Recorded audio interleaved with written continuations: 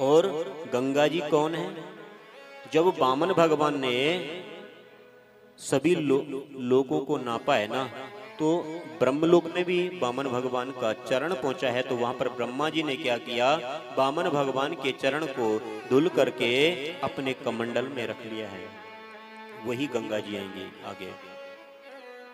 तो कपिल मुनि ने कहा कि आप गंगा जी को लेकर के आओ, उसी से ही जब भी गंगा जी का जल इनसे स्पर्श होगा इनका उद्धार संभव है।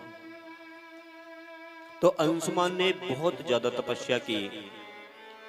तपस्या करते करते वो भी गंगा जी को नहीं ला सके। अंशुमान के हुए हैं दिलीप, और दिलीप के हुए हैं महाराज भागीरथ, जो कि गंगा को लेकर के हैं। दिलीप जी ने भी, क्योंकि दिलीप जी जो है ना गौपालक हैं, गायों की बहुत सेवा करते हैं दिलीप जी। और भागीरथ दिलीप के कौन हुए हैं? भागीरथ, जिन्होंने कठोर तपस्या की। कठोर तपस्या करने के बाद में गंगा जी प्रसन्न हुई और दर्शन दिए कि और प्रार्थना की कि हे गंगे जी माँ, आप चलें और मेरे पूर्वजों का उद्धार करें। तो माँ गंगा ने कहा कि मैं चलूं तो सही, और किस लिए चलूं भला? मेरा वहां पर तो यदि मैं पृथ्वी पर जाऊंगी तो लोग अपने पाप मेरे में धोएंगे।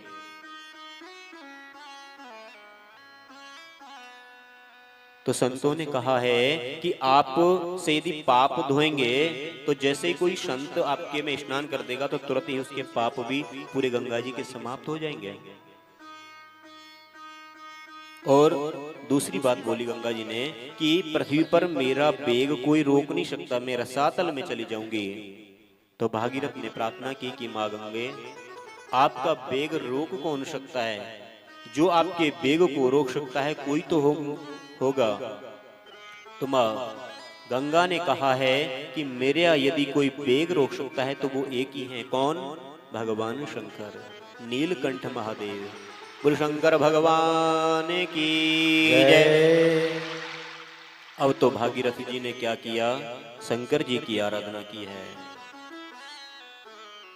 कर्पूर गौरम करुणावतारम संसार सारम भुजगेन्द्रहारम सदा वसंतं हृदयारविंदे भवं भवानी सहितं नमामि। भागीरथ जी ने भोलेनाथ से प्रार्थना की, तपस्या की। उसके बाद में भोलेनाथ प्रसन्न हुए, क्योंकि क्षण में प्रसन्न हो जाते हैं भोलेनाथ। तो भोलेनाथ ने दर्शन दिए। भोलेनाथ ने कहा कि कहिए मुनिवर, क्या किस लिए आपने याद किया है? बोले कि प्रभु, हे भोलेनाथ, मेरे पूर्वजों का उद्धार करने के लिए माँ भागीरथी गंगा को लेकर के आना है, और गंगा जी आएंगी तो रसातल में चली जाएंगी। तो सिर्फ एक आप ऐसे ही हैं, आप ही हैं जो उनके वेग को रोक सकते हैं।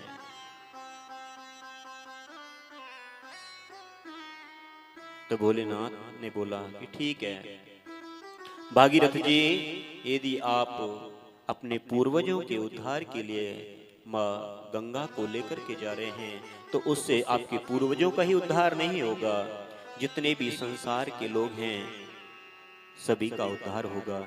जो भी माँ गंगा में स्नान करेगा या उसका जल ग्रहण करेगा उन सभी का उद्धार होगा। तो जैसे ही भोलेनाथ ने कहा कि ठीक है, तो भोलेनाथ जो है वहीं पर अपनी जटाओं को फैला करके खड़े हो जाते हैं। तो माँ गंगा से प्रार्थना की भागीरथ ने कि माँ आगमन करें। अब तो माँ गंगा जो है ब्रह्मा जी के कमंडल से धीरे धीरे धीरे धीरे वहां से चल रही हैं और शंकर जी की जटाओं में प्रवेश कर रही हैं। बोले गंगे महारानी की जय। थोड़ा सा यहाँ पर गंगा जी को भी अहम होता है कि शंकर जी मेरे वेग को रोकेंगे और रोक भी पाएंगे भला।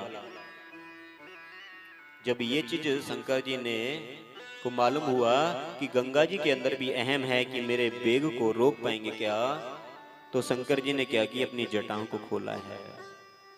अब तो गंगा जी जो है जटाओं से निकल नहीं पा रही है। शंकर जी की जटाओं में ही गंगा जी चक्कर काट रही हैं, लेकिन जटाओं से बाहर नहीं आ रही हैं। अब तो इधर भागीरथी जी जो हैं, भागीरथ जो हैं प्रार्थना कर रहे हैं कि हे माँ गंगे आप आओ तो सही बाहर। बोले कि भागीरथ मैं तो प्रयास कर रही हूँ लेकिन मैं नहीं निकल पा रही हूँ, क्या करूं मैं। तो भोलेनाथ से प्रार्थना की कि भोलेनाथ आप ही रास्ता दो। तो भोलेनाथ ने एक जटा खोली है अपनी, तो वहीं से गंगा जी बाहर निकली हैं। कल कल करती हुई माँ गंगा वहां से निकल करके, गोमुख से निकल करके माँ गंगा धीरे धीरे आगे आगे भागीरथ और पीछे पीछे गंगा जी चल रही हैं। और आगे जाकर के एक ऋषि हैं जमदग्नि जी, तो उनकी कुटिया को बहा दिया माँ गंगा ने। तो अब तो जैसे कुटिया को बहा है तो जमदग्नि ऋषि ने उनका पान किया, तो फिर गंगा को जांग से भी निकाले हैं, तो इसलिए जमदग्नि भी गंगा का नाम दिया गया है। धीरे धीरे आगे आगे भागीरथ जी पीछे पीछे गंगा कलकत्ता होते हुए कपिल मुनि के आश्रम गंगा सागर में पहुंचती हैं, तो सभी का उद्धार होता है। बोली गंगे महारानी की जय।